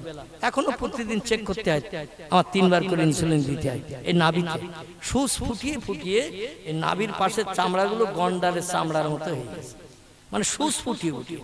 আজ 10-12 বছর ধরে একটানা প্রতিদিন 4 বার করে সুচ ফুটিয়ে নাভির পাশে 4 বার, এখন দিচ্ছি 3 বার। তবে যখন বেশি ছিল তখন দিতাম 4 বার। গন্ডারের চামড়ার মতো পুরো হয়ে গেছে, মানে এক জায়গায় কতবার সুচ ফুটানো যায়। আর এই সুচ ফুটালে খুব বেশি লাগে না, কিন্তু যখন ওই ইনজেকশন পুশ করে ওষুধ, একটা শিঙি মাছে কাটা মারলে, ট্যাংরা মাছে কাটা মারলে যেমন কিনকিন করে, ওই রকম কিনকিন করে 5-7 মিনিট 10 মিনিট ধরে, মানে অত্যন্ত জ্বালা যন্ত্রণা হয়। মনে মনে হয় যে আর ইনজেকশন দেবো না, কবরে যাই যাবো। আবার চিন্তা ভাবনা করি, বাড়ির মানুষেরা তো শোনে না, বলে লাগলেও তোমার দিতে হবে, না দিলে তো তুমি বাঁচবা না। আর সুগার এই যাদের বেশি, এদের চোখ তাড়াতাড়ি যায়, এদের চোখ আগে ধরে। আমি চোখে এখন খুব ভালো দেখতে পাই না, মানে চশমা লাগিয়ে, তাই একটু পড়া টড়া লেখা টেখা দেখি, খালি চোখে এখন আর কোন লেখাজোখা আমি আর চোখে দেখতে পাই না। যাই হোক, আমি যেটা বলতে চাচ্ছি সেটি হলো এই, আল্লাহ পাক রব্বুল আলামিন অধমকে এখন একটা কিডনির মাধ্যম দিয়ে হায়াতে বাঁচিয়ে রেখেছেন। একজন দিয়েছেন, আমার যে 2টো কিডনি ছিল 2টা ড্যামেজ, কাজ হয় না। তবে অপারেশন যখন করেছিল, একেবারে এই বুকের পাঁজরের কাড়ি থেকে নিয়ে কুস্কি পর্যন্ত টোটাল পেট আমার ফাড়া। সেলাই দিয়েছিল ডাক্তারেরা 21টা। কটা বললাম? পুরো পেট ফাড়া। পেট ফেড়িয়ে একজনের পেট থেকে কিডনি কেটে এক স্ট্রেচারে রেখে আর এক স্ট্রেচারে আমার পেট ফেড়িয়ে সঙ্গে সঙ্গে তার পেটের থেকে কেটে আমার পেটে আম গাছে যেমন কলম বাঁধে, দেখেছেন আম গাছে, ওই রকম কলম বাঁধা মতো আমার সেই কিডনি যে নাড়ি আছে তাতে জুড়ে দিয়ে দিয়েছে। এখন একটা কিডনিতে চলছে, অসুবিধা কিছু বুঝি না। তবে আল্লাহ দিয়েছেন 2টো, তার কারণ যদি একটা খারাপ হয় আর একটাই তোমার কাজ চলবে। আল্লাহ কত দয়াবান, কত মেহেরবান, কত করুণা নিধান। কিডনি একটা দিলেই পারতেন, কিন্তু 2টো দিয়েছেন। আমার সাদের বান্দা, আমার দুনিয়ায় বাস করো, একটা খারাপ হলো আর একটাই তোমার কাজ চলবে। অন্তত মুয়াজ্জিন আজানে একটু কান দিও। কিসে কান দিও? মুয়াজ্জিনের আজানে একটু কান দিও। আমার দুনিয়ায় বাস করবে, আমার নেয়ামত খাবে, আমার অনুদান বিবি বাচ্চা নিয়ে সংসার জীবনে সুখ ভোগ করবে, বিল্ডিং বালাখানা আমার জমিনে বানাবে, শান্তিতে বসবাস করবে, আর আমার হুকুম শুনবে না, আমি মালিক, আমার মালিকানার দায়িত্ব পালন করবে না, এটা কোনোদিন হতে পারে না। ফানফুজু, কোরআনের 27 পারা সূরা রহমানের দ্বিতীয় রুকুতে আল্লাহ পাক এই শব্দটা ব্যবহার করেছেন, ফানফুজু, বেরিয়ে যা আমার পৃথিবী থেকে। এই দুনিয়া বানিয়েছে কে? জোরে বলে। আকাশ বানিয়েছে কে? সাগর বানিয়েছে কে? চন্দ্র সূর্য বানিয়েছে কে? রাত বানিয়েছে কে? দিন বানিয়েছে কে? সব যখন আল্লাহ বানিয়েছে, সে আল্লাহর দুনিয়ায় তুমিও বাস করছো, ঠিক না ভুল? যদি তোমার জানা থাকে অন্য কোন দেশ, যে দেশ আল্লাহ বানায়নি, ফানফুজু, বেরিয়ে যাও সেই দেশে। আমার মুয়াজ্জিনের আজানে কান দিতে হবে না, মসজিদে জামাতে শরীক হতে হবে না, রমজানের রোজা রাখতে হবে না, সুদ খাওয়া ছাড়তে হবে না, মিথ্যা কথা অহরহ বলো, চুরি ডাকাতি করো, কোনো অসুবিধা নাই। অন্য কোন দেশ থাকলে সেই দেশে চলে যাও। আছে কোন দেশ? বর্তমান 256টা দেশ পৃথিবীতে বিদ্যমান। আপনি এমন একটা দেশের নাম বলেন, ওই দেশে পূর্ব দিকে সকালে সূর্য ওঠে না। এমন একটা দেশের নাম বলেন, ওই দেশে সন্ধ্যাবেলা সূর্য ডোবে না। আছে কোন দেশ? তাহলে সব দেশ আল্লাহ বলেন ইল্লা বিসুলতান, সব দেশ আমার বাদশাহিত্ব, আমার নেতৃত্ব মেনে চলে, কোন দেশ আমার হুকুমের খেলাফ করে না। ওয়াইন মিন শাইইন ইল্লা ইউসাব্বিহু বিহামদিহি, যা কিছু চোখে দেখতে পাচ্ছ, যা কিছু চোখে দেখতে পাও না, সাগরের পানির তলায় কি আছে দেখতে পাই আমরা, আকাশের উপরে কি আছে দেখতে পাই আমরা, ঝোপঝাড় জঙ্গলে, আমাজন জঙ্গল, আমার ভাইরা এমন করে পৃথিবীতে সবথেকে বড় জঙ্গল আমাজন জঙ্গল, আফ্রিকার জঙ্গল। এই জঙ্গলে কত জীবজন্তু পশু পাখি আছে আমরা দেখতে পাই। আল্লাহ বলছেন যা দেখতে পাও আর যা দেখতে পাও না, সাগরের পানির তলায় পৃথিবীর জমিনের থেকে জীবজন্তু বা এমন করে সৃষ্টি বেশি না কম? কথা বলে। আরে ভুল হলে তো আমি আসি। এই পৃথিবীর মাটির থেকে 256টা দেশ যে মাটির দেশ, এই মাটির দেশের থেকে পানি বেশি না মাটি বেশি? হ্যাঁ, পানি বেশি। আগে বিজ্ঞানীরা বলেছিল পৃথিবীর 3 ভাগের 2 ভাগ পানি, 1 ভাগ মাটি। এখনকার বিজ্ঞান বলছে ইট ইজ রং। পূর্ব যুগের বিজ্ঞানীরা ভালো মেশিন বানাতে পারেনি, তাই ওরা ভুল তত্ত্ব দিয়েছিল ভূগোল বইতে। আমরা ভালো মেশিন বানিয়ে দেখছি পৃথিবীর 4 ভাগের 3 ভাগ পানি, 1 ভাগ মাটি। মানে বেড়েছে না কমেছে পানি? পানি বেড়েছে। আগে বলেছিল পৃথিবীর 3 ভাগের 2 ভাগ পানি, 1 ভাগ মাটি। এখনকার বিজ্ঞান বলছে পৃথিবীর 4 ভাগের 3 ভাগ পানি, 1 ভাগ মাটি। আচ্ছা, সামনে নাতি নাতু বিজ্ঞান ওরা আসবে না আসবে না? এখনকার থেকে মেশিন আরো ভালো তৈরি হবে না খারাপ হবে আগামীতে? কি ভালো হবে? যত দিন যাচ্ছে উন্নত থেকে উন্নততর মেশিন বিজ্ঞানীরা বানাচ্ছে, যার কারণে আরো ভালো মেশিন তৈরি হবে। ভালো মেশিন বানিয়ে বিজ্ঞানীরা আবার তথ্য দেবে পৃথিবীর 5 ভাগের 4 ভাগ পানি, 1 ভাগ মাটি। তত্ত্ব শুধু কাটাকুটি চলছে, কিন্তু আল্লাহর পাক কালাম কোরআনের কথা 1450 বছর ধরে আছে। একটা কথার কোনো ভুল হয়েছে? একটা কথার কোনো মিথ্যা এসেছে? একটা কথার কোনো সামঞ্জস্যের ভিতরে কোন রকম অমূলক দেখা দিয়েছে? যা ছিল তাই কিয়ামত পর্যন্ত থাকবে তাই। জোরে বলুন একটু সুবহানাল্লাহ। আমার ভাইরা, এই পৃথিবীর বিজ্ঞানীরা সাগরের পানির উপরে লাইট মেরে আটলান্টিক মহাসাগর বলে একটা সাগর আছে, প্রশান্ত মহাসাগর বলে একটা সাগর আছে, ভারত মহাসাগর বলে একটা সাগর আছে। পৃথিবীতে সাগরের থেকে যেগুলো বড় সেগুলোকে বলা হয় মহাসাগর, সেগুলোকে বলা হয় মহাসাগর। এই মহাসাগর আটলান্টিক মহাসাগর, যার নাম বিজ্ঞানীরা লাইট মেরে দেখেছে পানির উপর থেকে তলা পর্যন্ত 14,500 ফুট। কত বললাম? পানির উপর থেকে মাটি পর্যন্ত পানি 14,500 ফুট। বিজ্ঞানীরা বলল প্রশান্ত মহাসাগরে মাত্র লাইট, এমন তীক্ষ্ণ দূরবীনের যন্ত্র মেরেছে পানির উপরে। ওরা পানির উপরে লাইট মেরে বলল আটলান্টিক মহাসাগরের থেকে প্রশান্ত মহাসাগরের গভীরতা আরো 500 ফুট বেশি, 14.5 জায়গায় 15,000 ফুট গভীরতা প্রশান্ত মহাসাগরের পানির গর্ত। বিজ্ঞানীদের যদি বলা হয় একটু বালি মাটি পাথর ফেলে সাগর ভরাট করে জমিন বানাও, কটা বিজ্ঞান দায়িত্ব নেবে? আহারে কি আশ্চর্য ব্যাপার যে সাগরের পানির মাথা থেকে মাথা কিছুই দেখতে পাওয়া যায় না, শুধু পানি আর পানি। দীঘা সমুদ্র সৈকতে চলে যান, দীঘা ওখানে যাবেন, সন্ধ্যাবেলা দেখবেন পানির ভিতরে সূর্য ডুবছে, আবার ভোরবেলা দেখবেন সূর্য পানির উপর ভিতর দিয়ে উঠতেছে। আল্লাহ পাক এমন নিদর্শন তৈরি করে রেখেছে সাগরের কিনারায়, বান্দা গেলে তাজ্জব হয়ে যায় নিদর্শন গুলো দেখতে। এই জন্য আল্লাহ বলেছেন কুল সিরু ফিল আরদ ফানজুর কাইফা কানা আকিবা। ও আমার বান্দা বান্দিরা, ঘরের বারান্দায় বসে থাকলে, রান্নাঘরে থাকলে, আমি যে মালিক একজন আছি, তামাম বিশ্ব চরাচর বিশ্ব ব্রহ্মাণ্ডের মালিক আছি। ঘরের বারান্দায় বসে থাকলে, রান্নাঘরে থাকলে বুঝতে পারবে না।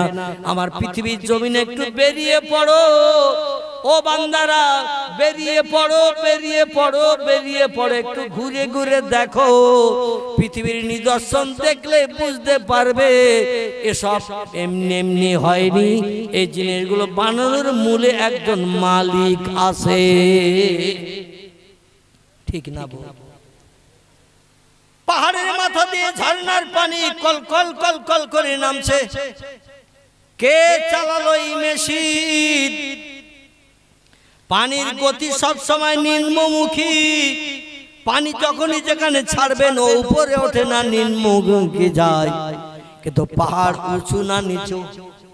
পাহাড় উঁচু উঁচু উঁচু উঁচু পাহাড়ের মাথার থেকে ঝর্ণার পানি কল কল কল কল করে 24 ঘন্টা নামছে।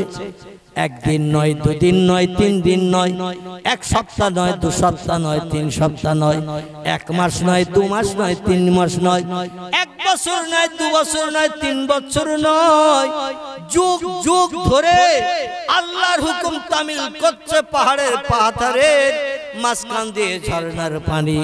আল্লাহর হুকুমের খেলাফ কোনোদিন করে না। ওয়াইন মিন শাইইন ইল্লা ইউসাব্বিহু বিহামদিহি। আল্লাহ বলেন যা চোখে দেখতে পাও, যা চোখে দেখতে পাও না, সব সৃষ্টি আমার নামের তাসবিহ পড়ে, আমার নামের জপ জিকির করে, আমার হুকুম তামিল করে। লা ইয়াফকাহুনা ইল্লা তাসবিহাহু। ওদের ভাষা তোমরা বোঝো না, এই জন্য তোমরা কিছু বুঝতে পারো না। যত সৃষ্টি আছে সব আমি আল্লাহ আমার নামের তাসবিহ পড়ে, সুবহানাল্লাহ, আলহামদুলিল্লাহ, লা ইলাহা ইল্লাল্লাহ, এই তাসবিহ তাদের ভাষায় পড়ে। আসলে ওদের ভাষা তোমরা বুঝতে পারো না, এই জন্য মনে মনে ধারণা করো কি বলছে, কিছুই তো বোঝা যায় না। বিড়ালেরা কি বলে? বিড়াল ম্যাও ম্যাও, আলহামদুলিল্লাহ, তাহলে মাল আছে তো আপনাদের মগজে দেখতেছি। বিড়ালেরা ম্যাও ম্যাও করে, কুকুরেরা ঘেউ ঘেউ করে, গরুরা হোম্বা হোম্বা করে, ছাগলেরা প্যা প্যা করে, ব্যাঙেরা ঘাগর ঘাগর করে, কোকিল পাখিরা, কুকুরা, কোকিলেরা গাছের ডালে বসে বসে দেখবেন ভোরবেলা কুহু কুহু কুহু কুহু রবে ডাকতে থাকে। শুনেছেন না শোনেননি? আল্লাহ বলছেন কোকিল ওই ভোরবেলা গাছের ডালে বসে কুহু কুহু রবে ডাকে। ও সৃষ্টি শ্রেষ্ঠ জীব মানুষ, লাকাদ খলাকনাল ইনসানা ফি আহসানি তাকবীর। যত সৃষ্টি আমি পৃথিবীতে সৌন্দর্য শ্রীবৃদ্ধির জন্য বানিয়েছি, সব সৃষ্টির থেকে সেরা করে বানিয়েছি মানুষকে। মানুষ যত সুন্দর ভাষায় আমার আল্লাহর নামের তাসবিহ পাঠ করে, সুবহানাল্লাহ, আলহামদুলিল্লাহ, লা ইলাহা ইল্লাল্লাহ, এত সুন্দর ভাষায় কোন সৃষ্টি তাসবিহ পড়তে পারে না। কারণ মানুষ সব সৃষ্টির থেকে শ্রেষ্ঠ। কোরআনে সূরা 3-এ আল্লাহ তত্ত্ব কোট করেছেন।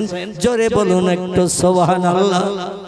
আল্লাহ বলে, শোনো, ওই ভোরবেলা কোকিল গাছের ডালে বসে বসে কুহু কুহু রবে কেন ডাকে তোমরা কি জানো?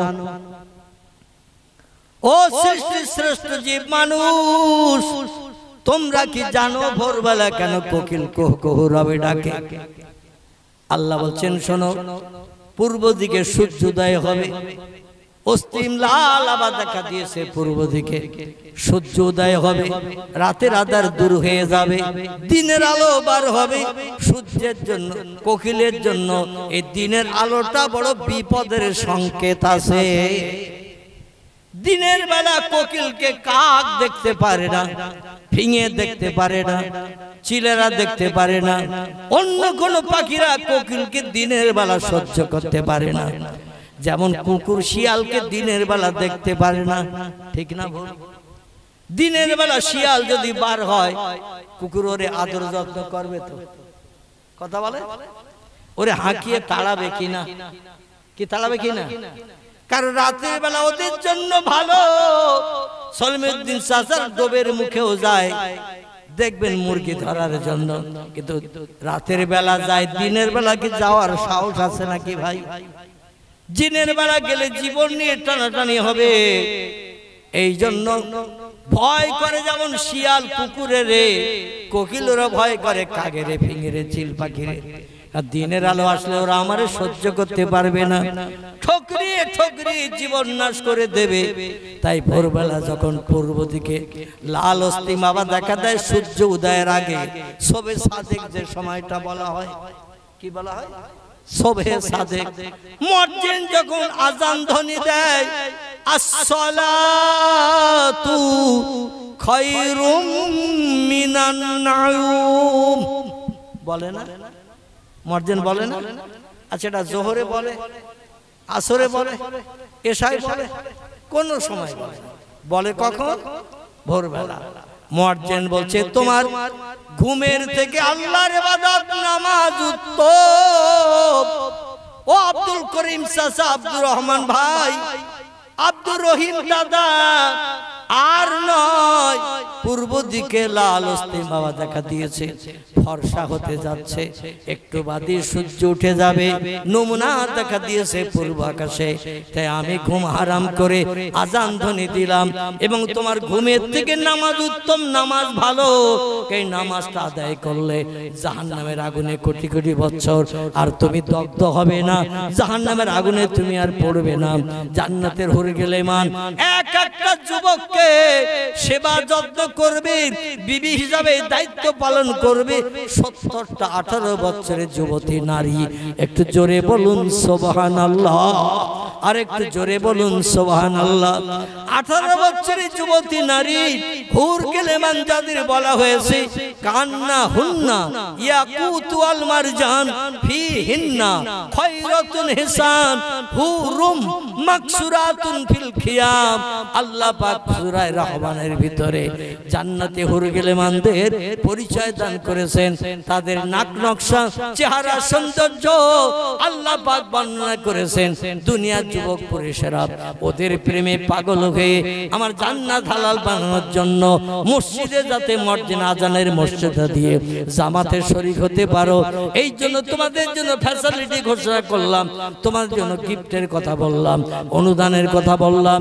এক একটা বেটা ছেলেকে সেবা করে জান্নাতের ভিতরে 18 বছরের যুবতী হুর কেলেমান, অপূর্বা সুন্দরী, লাবণ্যমণি চেহারার, পটল চোরা চোখের চাহনিওয়ালা 70টা করে যুবতী মেয়ে এক একটা পুরুষের স্ত্রী হবে। তাদের নিয়ে মেলামেশা করবে, জীবনের সব শান্তি মিটাবে। শুধু বাচ্চা হবে না, জোরে বলুন একটু সুবহানাল্লাহ। মেলামেশা করবে, বাচ্চা হবে না। ভবিষ্যতে বাচ্চাদের খেতে দিতে হবে, পয়সা করি নাই, কি করে সংসার চালাবে এই চিন্তা তোমার নাই। আনন্দ করো, ফুর্তি করো, প্রেম ভালোবাসা নিয়ে জান্নাতের ভিতরে সুখ ভোগ করো। যখন যেটার প্রয়োজন হবে তুমি মনে মনে ধারণা করবে, আমার হুরগেলেমান সেটা রান্না করা মাল তোমার সামনে পৌঁছে দেবে। জোরে বলুন সুবহানাল্লাহ। একটা বেটা ছেলের স্ত্রী হবে জান্নাতে 70টা। কটা? 70টা। আচ্ছা, আমরা নিয়ে ব্যবহার করতে পারবো বলে মনে হয়? 70টা। দুনিয়ায় দেখবেন কারো যদি স্ত্রী থাকে 60টা, খুব ভালো করে বুঝবেন। কারো যদি বউ থাকে 60টে, ও লোকটা দেখবেন চার দোকানে বসে আছে রাত 11টার সময়। এই ঝালতলায় চার দোকান আছে না নাই? এই চার দোকানে বসে আছে রাত 11টার সময়। দোকানদারের নাম ধরুন সলিমউদ্দিন চাচা। কি নাম বললাম? সলিমউদ্দিন, মানে নামওয়ালা লোকের নাম বলছি না, সে আবার আমার কাল ধরবে।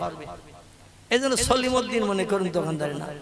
দোকানদার বলছে রাত 11টা বেজে গেছে, এ আব্দুল মোমেন বাড়ি যাবি না? হারা তো আব্দুল মোমেন বলছে চাচা কি করবে এখন? বলছে খরিদ্দার তো আর নাই, তো ঘুম কামাই করে বসে থেকে তো দরকার নাই। এত সময় খরিদ্দার ছিল, এক আধ কাপ চা ছিল, তাই আমি আয়ের উপলক্ষ করে বসেছিলাম। রাত 11টা বেজে গেছে, সব বাড়ি ঘরে চলে গেছে, বাজার ফাঁকা, এখন বসে ঘুম কামাই না করে চল বাড়ি যাই।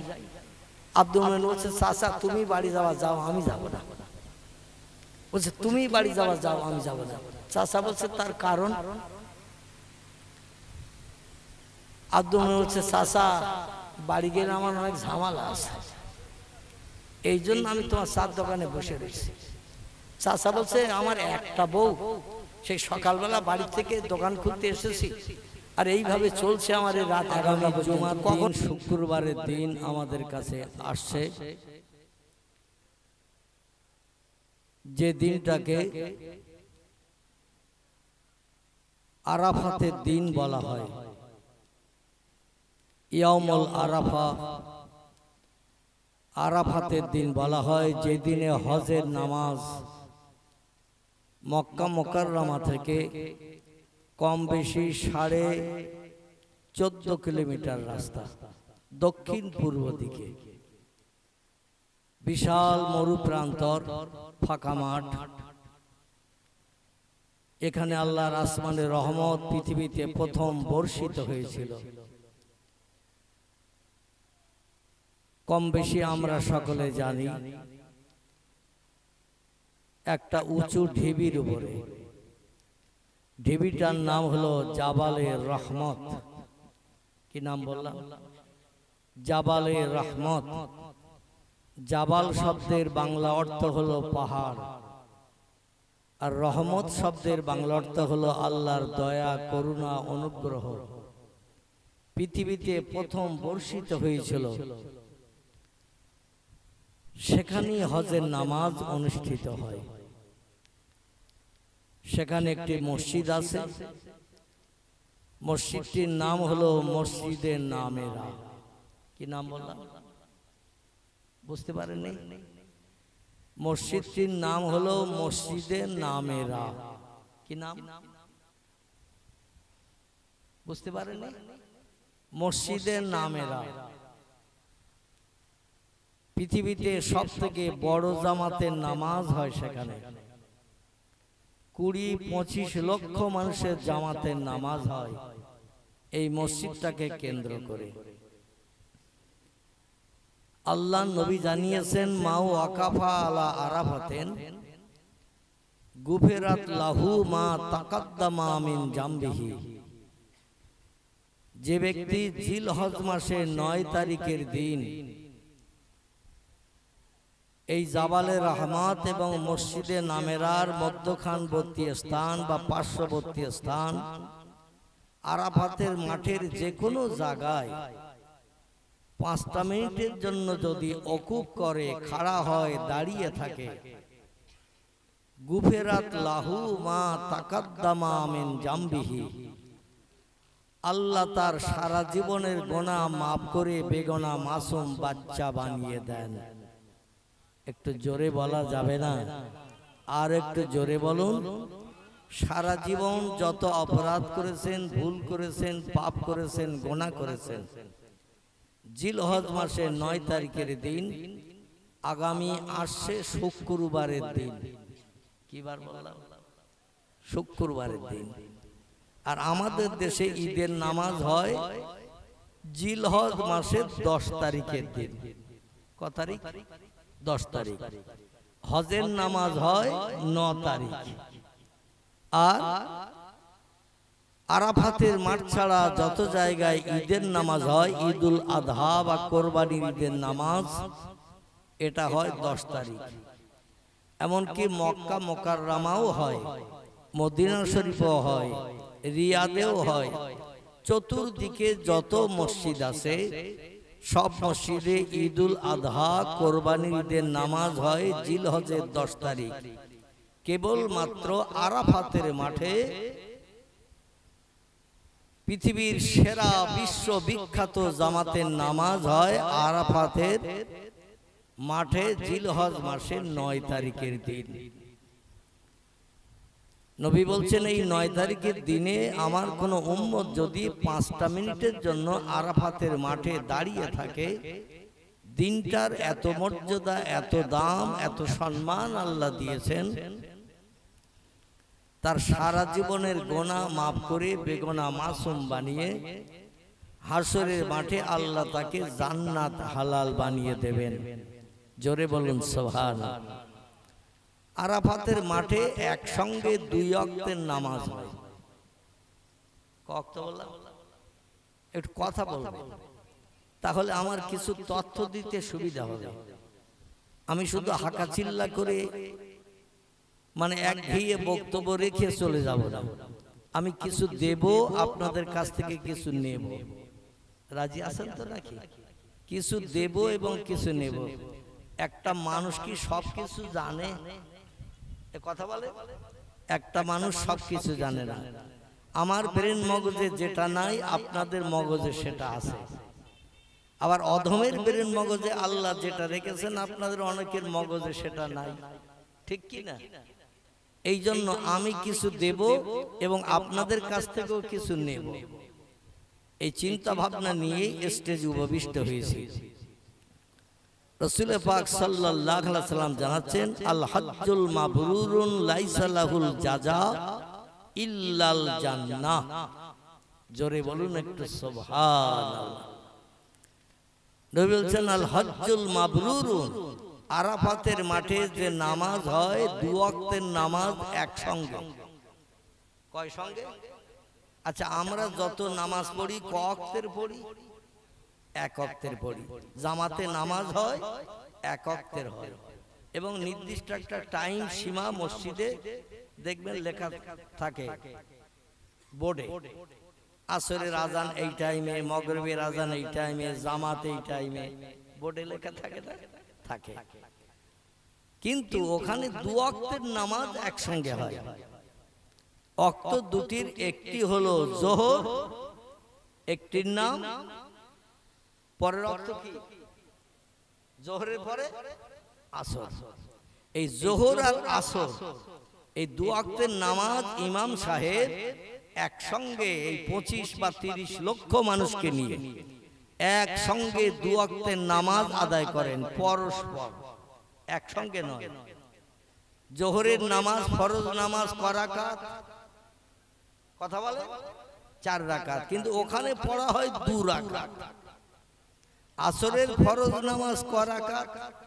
4 রাকাত, ওখানে পড়া হয় 2 রাকাত। কারণ কি বলেন তো? যে কোন একজন ভুল হলো বলেন, ঠিক হলেও বলেন। ভুল হলে অধম সংশোধন করবে ইনশাআল্লাহ, আর ঠিক হলে আলহামদুলিল্লাহ। এখন ফরজ নামাজ, যোহরের ফরজ নামাজ 4 রাকাত, কিন্তু ওখানে পড়া হয় 2 রাকাত। আসরের ফরজ নামাজ 4 রাকাত, ওখানে পড়া হয় 2 রাকাত। কারণ কি? না, ওটা শরীয়তের ফতোয়া না। বিশাল বড় জামাত বলে ওটা শরীয়তের ফতোয়া না। আলহামদুলিল্লাহ, একজন ব্যক্তির মগজে তথ্যটা ঢুকেছে। এটা হলো শরীয়তে যে লোকটি ঘর থেকে ৮০ বা ৮২ কিলোমিটার রাস্তা অতিক্রম করে কোথাও চলে যাবে, এ লোকটি তখন মুসাফির হবে। কি হবে? মুসাফির। শরীয়তের পথে এসেছে পায়ে হেঁটে আপনি 18 দিন চলে গেলে যত রাস্তা যেতে পারবেন, এই রাস্তা অতিক্রম করলে সে লোকটি মুসাফির হিসাবে বিবেচিত হয়। বা কোন বর্ণনাকারী বলেছেন একদিন পায়ে হাঁটলে 18 কিলোমিটার যাওয়া যায়। তো 18 তো কোনো 36, 3 18 44, এই 44 কিলোমিটার 3 দিনের পথ অতিক্রম করলে লোকটি মুসাফির হয়। তো এই মুসাফির হয়ে গেলে সে লোকটির জন্য ফরজ 4 রাকাত নামাজ, আল্লাহ কোরআনের নির্দেশ মোতাবেক 2 রাকাত আল্লাহ পাক তাকফিফ করে দিয়েছেন। মুসাফির হলে তার 4 রাকাত পড়তে হবে না, পড়তে হবে 2 রাকাত। ইমাম যিনি নামাজ পড়াতে আসেন সৌদি রিয়াদ থেকে, মক্কা মুকাররমা থেকে 800 কিলোমিটার দূর রিয়াদ, তাহলে লোকটা মুসাফির না মুকিম? মুকিম তাকে বলা হয় যে লোকটি স্থায়ী গ্রামে বা পাড়ায় বসবাস করে, এরে আরবিতে বলা হয় মুকিম। আর মুসাফির তারে বলে যে লোকটা ঘর থেকে অতিক্রম করে 80, 82, 85 কিলোমিটার রাস্তা অতিক্রম করে বাইরে চলে গেছে। একটানা 15 দিন যদি কোনো ব্যক্তি কোনো জায়গায় স্থায়ীভাবে বসবাস করে, সেখানে আবার মুকিম হবে। মশলা বুঝতে পারছেন তো? একটানা 15 দিন যদি কোনো ব্যক্তি স্থায়ীভাবে বসবাস করে, সে লোকটি সেখানে মুকিম হবে, তখন তার 4 রাকাত ফরজ 4 রাকাত পড়তে হবে। কিন্তু 2 দিন 4 দিন 5 দিন 7 দিন কোনো জায়গায় থেকে আবার যদি জায়গাটা পরিবর্তন করে আরেক জায়গায় যান, তখন ও লোকটি আর মুকিম থাকবে না, ও লোকটি মুসাফিরই গণ্য থাকবে। ওর জোহরের 4 রাকাত ফরজ নামাজ 2 রাকাত, ওর আসরের 4 রাকাত ফরজ নামাজ 2 রাকাত, এশার 4 রাকাত ফরজ নামাজ 2 রাকাত। এই জন্য যত দেশের মানুষ মক্কা মুকাররমার আরাফাতে যায়, ওরা মুকিম না মুসাফির? বোঝা গেল? যত দেশের মানুষ মক্কা মুকাররমায় যায়, এরা সব মুসাফির। ইমামও মুসাফির, মুক্তাদিও মুসাফির। তাই জোহরের ফরজ 4 রাকাত নামাজ আল্লাহর হুকুম মোতাবেক তাকফিফ করে কম করে আল্লাহ 2 রাকাত করে দিয়েছেন। এই 2 রাকাত জোহরের নামাজ পড়িয়ে ইমাম সাহেব ডাইনে বামে সালাম ফিরিয়ে দেয়। আর আল্লাহ কোরআনে বলেছেন অরকাউ মার রাকিন ওয়াসজুদু মা সাজিদিন। ইমাম যদি রুকু করে তুমিও রুকুতে যাও, ইমাম যদি সেজদায় যায় তুমিও সেজদায় যাও, ইমাম যদি ডাইনে বামে সালাম ফিরায় তুমিও ডাইনে বামে সালাম ফিরাও। ইমাম যেমন করবে তুমিও তেমন করবে। ইমামের নামাজ আমি আল্লাহ আমার দরবারে কবুল হয়ে গেলে তোমাদের নামাজও ইমামের সঙ্গে কবুল হয়ে যাবে। জোরে বলুন একটু সুবহান। এই জন্য ইমাম 2 রাকাত জোহরের ফরজ নামাজ মুসাফিরের কারণে 2 রাকাত পড়িয়ে ডাইনে বামে সালাম ফিরিয়ে দেয়। আচ্ছা, জোহরের ফরজ নামাজ পড়ার পরে আর নামাজ আছে না নাই? আছে। কি নামাজ আছে? আমি মনে করছি আপনারা বোধহয় ইতিকাফের নিয়ত করে বসে রয়েছেন। কিসের নিয়ত বলা? কি বলা? ইতিকাফ। ওটা কি মাসে হয় বলেন তো? রমজান মাসে। তো আপনাদের মনে হচ্ছে এই লাউখালী বা বারগা এলাকায় এখনো রমজান মাস যায়নি, এখনো বোধহয় রমজান চলতেছে, যার কারণে আপনারা সেই নিয়ত করে বসে রয়েছেন। আমি কথা বলছি আপনারা শুনতে পাচ্ছেন তো নাকি? কিন্তু আপনাদের কণ্ঠের আওয়াজ অধমের কান পর্যন্ত আসতেছে না। তাহলে আমি তথ্যটা দেব কি করে? এই এলাকায় রমজান আছে না গেছে? গেছে। তো রমজান যদি যেয়ে থাকে তো ইতিকাফের নিয়ত ভেঙে দেওয়া ভালো। ইতিকাফের নিয়ত ভাঙতে হবে। জোহরের ফরজ নামাজের পরে আর নামাজ আছে না নাই? আছে। যে নামাজটার নাম কি? সুন্নত। তারপরে আর নামাজ আছে?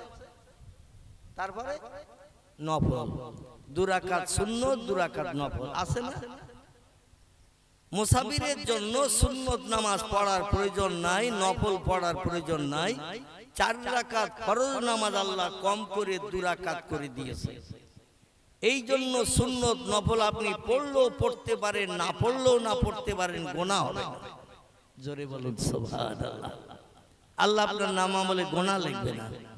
এই জন্য 2 রাকাত ফরজ নামাজ ইমাম সাহেব 25-30 লক্ষ মানুষকে নিয়ে আদায় করিয়ে ডাইনে বামে সালাম ফিরিয়ে সঙ্গে সঙ্গে আবার উঠে দাঁড়িয়ে যায়। মনে মনে যেন ধারণা করবেন না বোধহয় সুন্নত নামাজ পড়ার জন্য আল্লাহু আকবার বলে নিয়ত করেছে। আমরা ফরজের পরে সুন্নত নামাজ পড়তে গেলে নিয়ত করি না? করি না? নিয়ত করি, কানের পাশে হাত উঠিয়ে তাকবীর তাহরিমা বাদি। এখন মনে মনে ধারণা করবেন না যে জোহরের ফরজ নামাজ আল্লাহ কসর করেছে বলে 4 রাকাতের জায়গায় 2 রাকাত হলো, এবার সুন্নত নফল বাকি আছে, ইমাম বোধহয় তাই পড়তেছে। আসলে না, সুন্নত নফলের কোনো প্রয়োজন নাই। ওই যে ইমাম সাহেব উঠে আবার তাকবীর তাহরিমা বেঁধেছে, এই নিয়তটা হবে আসরের 2 রাকাত কসর। জোরে বলেন সুবহানাল্লাহ। আল্লাহ যদি তকদিরে নসিবে জুটায়, সোনার মক্কা মদিনা আমার নবীর প্রিয় মাতৃভূমির দেশ, নসিবের তকদিরে যদি জুটায়, এই তথ্যটা সেদিন কাজে লাগবে। ঠিক বললাম না? এই তথ্যটা সেদিন কাজে লাগবে। কারণ জীবনে আর হয়তো যাওয়া সম্ভব হবে না, আর নামাজ ভুল হয়ে গেলে তো কবুল হবে না। এই জন্য তথ্যটা একটু পরিবেশন করছি। ওই যে ইমাম দ্বিতীয়বার উঠে আবার তাকবীর তাহরিমা বাঁধবেন, ওটা জোহরের সুন্নত নয়, জোহরের নফল নয়, ওটা আসরের 2 রাকাত কসর ফরজ নামাজ। জোরে বলুন সুবহানাল্লাহ। এইবার 2 রাকাত নামাজ পড়িয়ে দিল, মুক্তাদিরাও ইমামের সঙ্গে পড়লো। 4 রাকাত নামাজ পরস্পর 2 তাকবীরে হয়ে গেল। লোকটির নাম আমলে থলিতে একটি নাম লিপিবদ্ধ হলো হাজী সাহেব। কি নাম? হাজী সাহেব নাম লিপিবদ্ধ হলো। কারণ আরাফাতের মাঠে জিলহজের 9 তারিখে এই 2টি ওয়াক্তের নামাজ যারা আদায় না করবে, ওরা কিন্তু হাজির সার্টিফিকেট পাবে না। ওরা দেশ বেড়াতে গেছে, সৌদি আরব ভ্রমণ করতে গেছে, বেরিয়ে বাড়ি এসেছে, ওদের হাজী সাহেবের আর নাম সার্টিফিকেট নসিবে জড়বে না।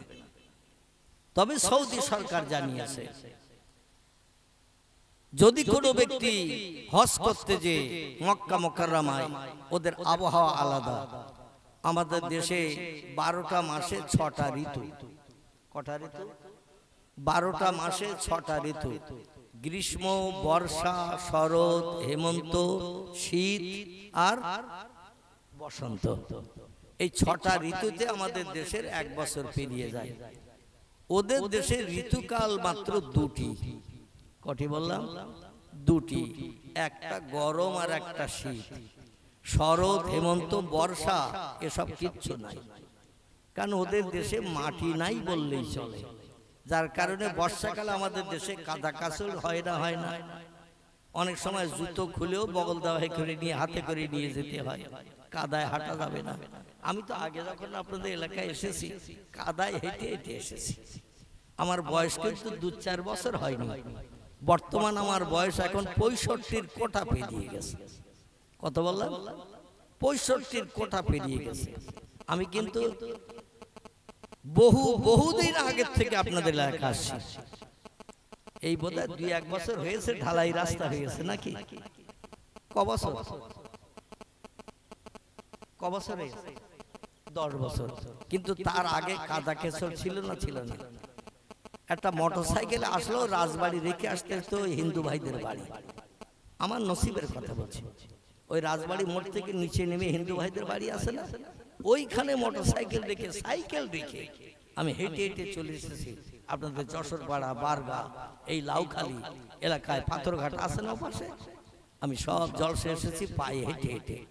এখন আল্লাহর অফরন্ত রহমত, পাকা রাস্তা হয়েছে দেখে আমারও মনটা ভরে যাচ্ছে। 4 চাকা গাড়িও চলে আসতেছে। আল্লাহর অফরন্ত রহমত, কালের করাল গতিতে অনেক পরিবর্তন হয়েছে।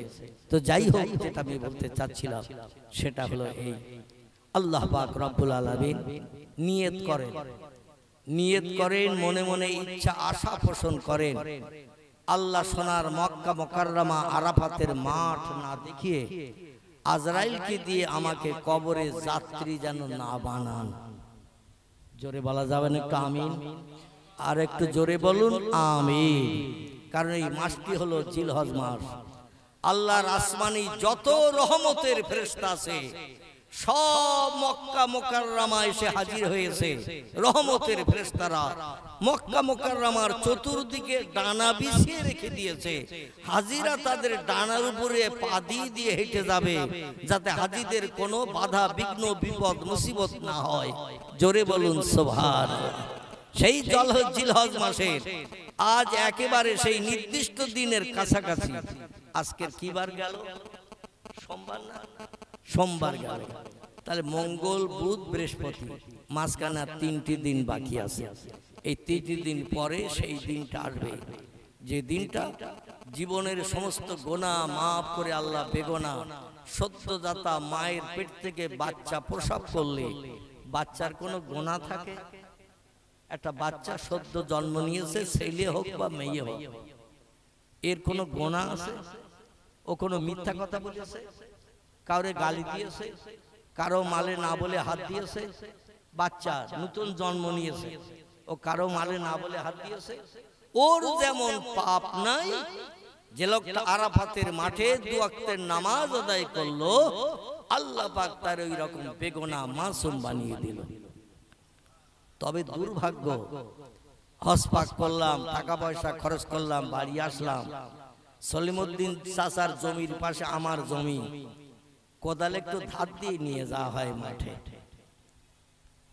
কি করা হয় সেটা আর বলবো না।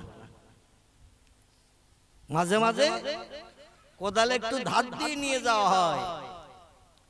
আমার জমি যেটা আছে তার থেকে চাচার জমি যেন নজরে বেশি দেখাচ্ছে। মাঝে মধ্যে রাতের বেলাও মগরিবে নামাজ অন্তে, এশার নামাজ অন্তে আব্দুর রহিম চাষি মাঠের আল কপিয়ে জমি বাড়াচ্ছে। আচ্ছা, এই হজের কোনো দাম আছে? কথা বলেন, দাম আছে? এই হজের কোনো দাম নাই। কথায় কথায় মিথ্যা। রাসূল বলেছেন, আল কিযবু উম্মুজ জুনুব, মিথ্যা হলো পাপের মা। যে লোকটি মিথ্যা কথা বলে সে পাপের বংশ বৃদ্ধি করে। হজ করে আসলে মিথ্যা কথা বলা যাবে? কথা বলে বলা যাবে না। সুদ খাওয়া যাবে? এ সুদের ব্যবসা করা যাবে? হজ করে এসেছি, সুদের ব্যবসা রমরমিয়ে চলতেছে, মিথ্যা কথা চলতেছে, ফেরতবাজি, ধোঁকাবাজি, দালালিগিরি, কত রকম কাজ হাজী সাহেবের মাধ্যম দিয়ে চলছে। নাউজুবিল্লাহি মিন জালিক। আল্লাহ পাক আমাদের সকলকে ইসলাম শরীয়তে পূর্ণ পায়বান্দ হয়ে মরণের দিন পর্যন্ত বেঁচে থাকার তৌফিক দান করেন। সকলে বলুন আমিন। আমি এখনো বক্তৃতা শুরু করিনি, কিন্তু একটু ট্রাক্টর দিলাম। কি দিলাম? ট্রাক্টর। একটু ঘাস বাগানে একটু ট্রাক্টর দিলাম, একটু চষে নিলাম, জমিন তৈরি করে নিয়ে 2টো দানা ছড়িয়ে যাব। আর এই দানায় চারা হবে, তেল সার পাউডার দেবেন চারা গাছে, সেচন দেবেন, গাছ বড় হবে। ইনশাল্লাহ গাছের যখন বয়স হয়ে যাবে অবশ্যই ফল দেবে। দেবে না? দেবে না? ফলবিহীন কোনো গাছ আছে নাকি? ফল দেয়। আর এই ফল কর্তন করে নিয়ে বাড়ি যেয়ে বিবি বাচ্চা নিয়ে সুখে স্বস্তিতে শান্তিতে দুনিয়ায় বসবাস করতে পারবে। কবর থেকে নিয়ে পরকাল হাসর, হাসর থেকে নিয়ে আল্লাহর জান্নাতে কোটি কোটি কোটি কোটি বছর আল্লাহর জান্নাতের নেয়ামত বিনা পয়সায়, বিনা বাজারে, বিনা রান্নায় আল্লাহর জান্নাতি হুর গেলেমানদের মাধ্যম দিয়ে আপনি পরিবেশিত হবেন। খেয়ে খেয়ে কলিজা ঠান্ডা করতে পারবেন। জোরে বলুন একটু আমিন। আর একটু জোরে বলুন আমিন। আল্লাহ সেই তৌফিক যেন আমাদের সকলকে দান করেন। সকলে আবার একটু বলুন আমিন। আশেপাশে যারা আছেন, আমাদের কারো বাপ, কারো মা, দাদা দাদি, আপনজন, আত্মীয় স্বজন যারা নীরব নগর অন্ধকার কবরে কবরস্থ আছে, পবিত্র জিলহজ মাস, এই মাসে আল্লাহ তার রহমতের দরজা সব খুলে দিয়ে রেখেছেন।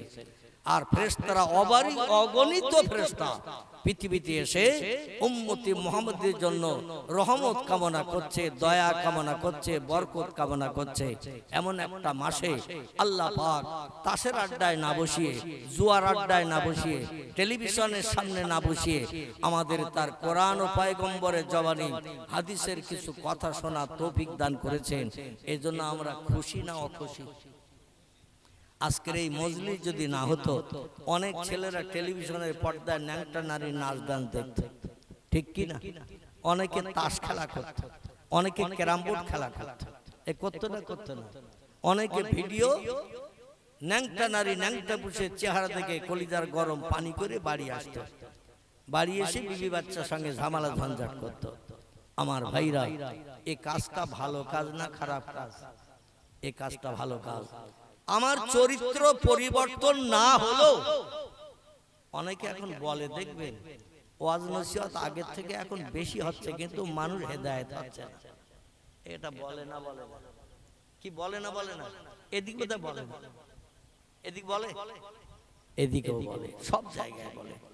আগে ওয়াজ নসিহত এত বেশি হতো না, এখন হচ্ছে, কিন্তু মানুষ হেদায়েত হচ্ছে না। আচ্ছা, হেদায়েতের মালিক কে?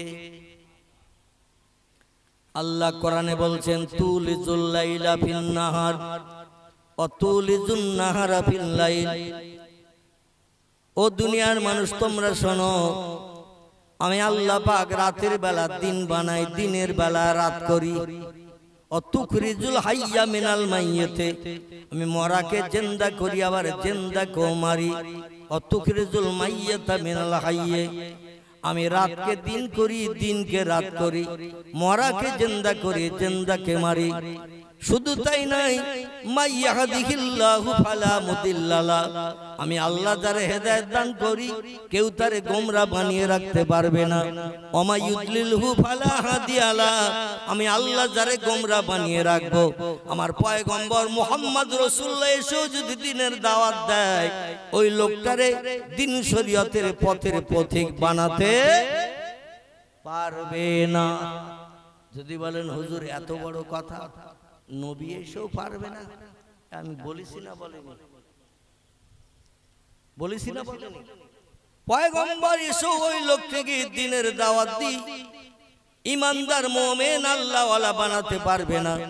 তার বাস্তব নজির হলো বিশ্ব নবীর ঘরের পাশে ঘর, লোকটির নাম হলো আবু জেহেল। কি নাম বললাম? আবু জেহেল। বিশ্ব নবীর আপন চাচা, লোকটির নাম হলো আবু লাহাব। নবীর আপন চাচা, নাম তার আবু লাহাব। আল্লাহর নবী এদের কাছে কলেমার দাওয়াত দিয়েছিলেন না দেন নাই? ইসলামের কথা বলেছিলেন না বলেন নাই?